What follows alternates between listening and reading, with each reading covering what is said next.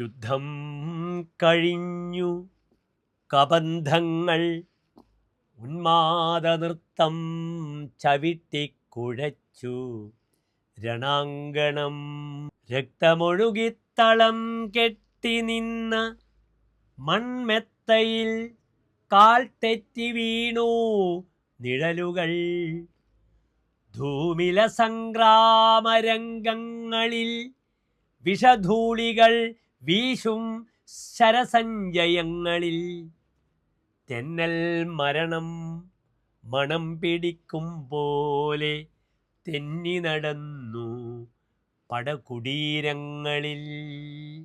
കവിത രാവണപുത്രി. ഇത് കവി മധുസൂദനൻ നായർ ആലപിച്ച് ലോകപ്രശസ്തമാക്കി. വരികൾ ഭരണി നക്ഷത്രജാതനായ നമ്മുടെ വയലാർ. ആദരാഞ്ജലികൾ മഹാകവി.